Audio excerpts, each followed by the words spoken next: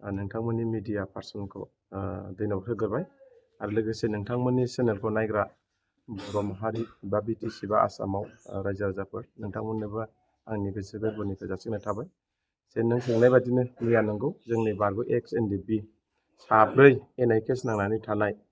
जेरैहाय फासि जानो गोनां जोंहा अजय बसुमतारी जायखौ जोङो बुहुमबो होननानै बुङो आरो लोगोसे बिष्णु नार्जारी बेरेमा नार्जारी होननानै बुङो बिथांमोना एनआइ केस नांनानै फासिनि बा हेंनि मोनसे थ्रेटआव दंमोन नाथाय खोब गोजोनथाव बाथ्रा मैया 30 तारिख 26 जानुवारि 2026 बे डेटआवहाय गुवाहाटीनि हाइकर्टआव मोनसे चिफ जास्टिस बिथांनि दैदेननायावहाय जोंनिनो एडभकेट जोंनिनो मावनो लानाय एडभकेट मानगोनां एके भट्टाचार्यआ आरो बिथांमोनजों लोगोसे कनकन कलिता आरो लोगोसे रुपजी सारमोननि दैदेननायावहाय मैया चिफ जास्टिसनि बिसारनि गेजेरजों सानै फासि होनो गोनां बिथांमोना मैया जेलनिफ्राय गनायनि मोनसे फाइनाल डिसिसन जाबाय लोगोसे बिथांमोना खेबसेनो केसआबो डिसमिस जाबाय जेरै अजय बसुमतारी आरो बेरेमा बिष्णु बिथांमोना मैया उदां जाबाय दा बिथांमोना समबारावहाय फाइनाल जागोन समबाराव गबोजोबगोन आरो बेजों लोगोसे सानै जाबर जीबन जोबथा जेल गुवाहाटीनि सेन्ट्रेल जेलावहाय थानाय बिथां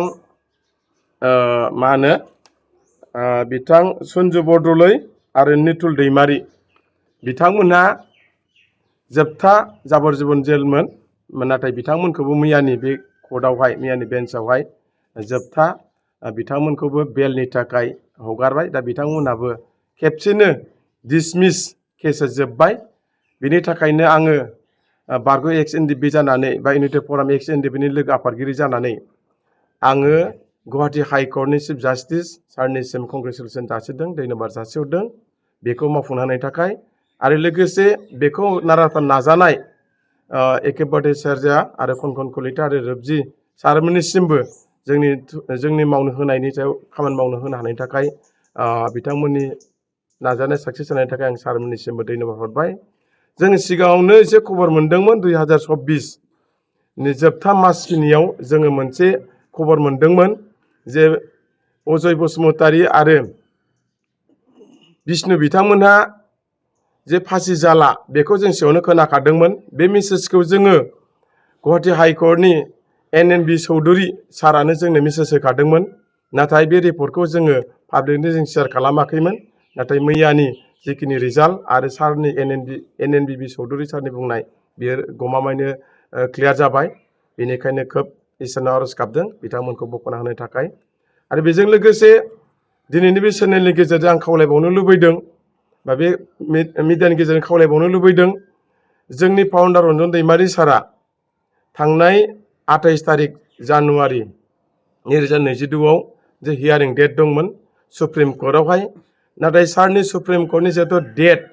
बियो डेटआवहाय बिथांनि हियारिंआ जानो हायाखै जानो हायै खारनानो जाहैबाय मा बिथांनि सिरियेल नाम्बारा जोबोद गोजानाव दंमोन बे सिरियेल नाम्बारानो जाबाय 119 सिरियेल नाम्बाराव थानायखाय दिनै रन्जन दैमारी सारनि हियारिंआ एसे सम लासिगोन बेनिखायनो दिनै बिथांखौ एसे लेट जाबाय हयथ' बिथांनि हियारिंआ कयदिनसोनि गेजेराव मोनफिनगोन डेटखौ आरो साराबो आसा खालामदों इसोरनि अननायावहाय जोंनि फाउन्डार रन्जन दैमारी सारा सासे सिगनेटरि हिसाबै बिथाङाबो जेलनिफ्राय उदां जागोन आं बेखिनिखौ आसा खालामदों बेनिखायनो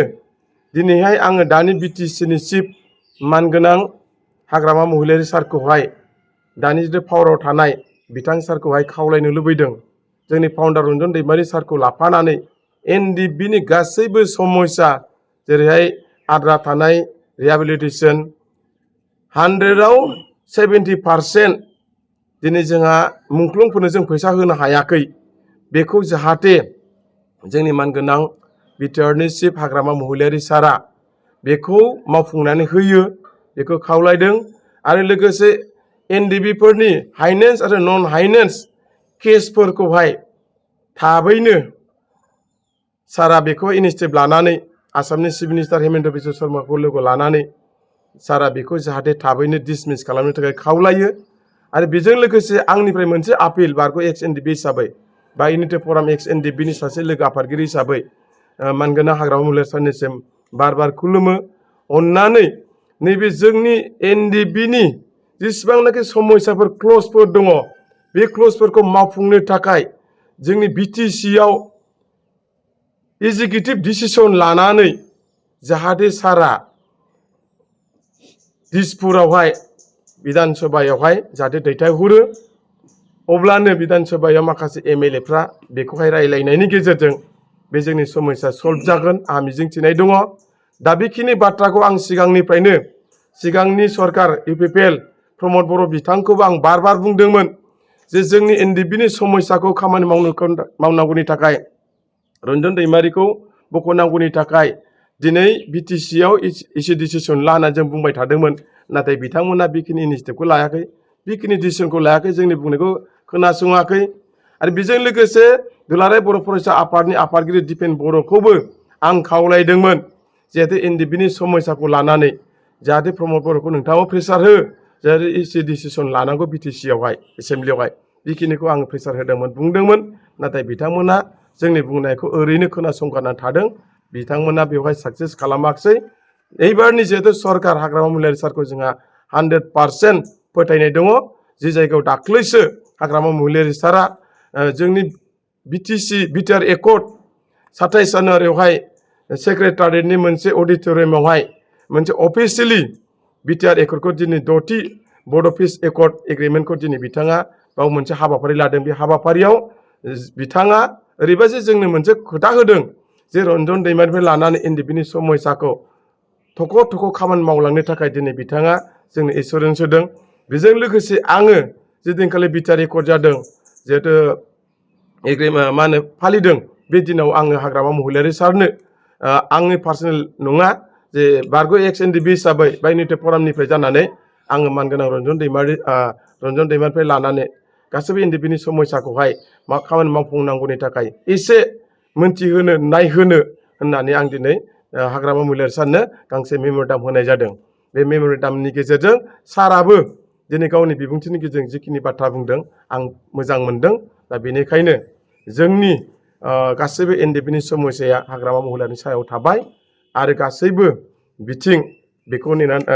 जों फोथायनाय थादों गासैबो साक्सेस जागोन आरो बेजों लोगोसे मोनसे खोथाखौ आं एसे बुंबावनो लुबैदों जोंनि सानै एनडिबिफ्रा जिहेतु गगोन गाबोन समफोरनि गेजेराव माखासेयाथ' मैयानो गलांबाय सन्जु बरद'लैया आरो जोंहा सानै बिथांमोना जाहैबाय माखासे जिल्लायाव डिस्ट्रिक्टआव माखासे केस थानायखाय बिथांमोना हयथ' साननैसो थाथ'बावनांगोन बाखि सानैया गबोसिगोन दा बेनिखायनो जोंहा जोबोद गोजोननाय थादों गुवाहाटी हाइकर्टनि चिफ जास्टिससिम जोङो रोजा रोजा धन्यबाद हरदों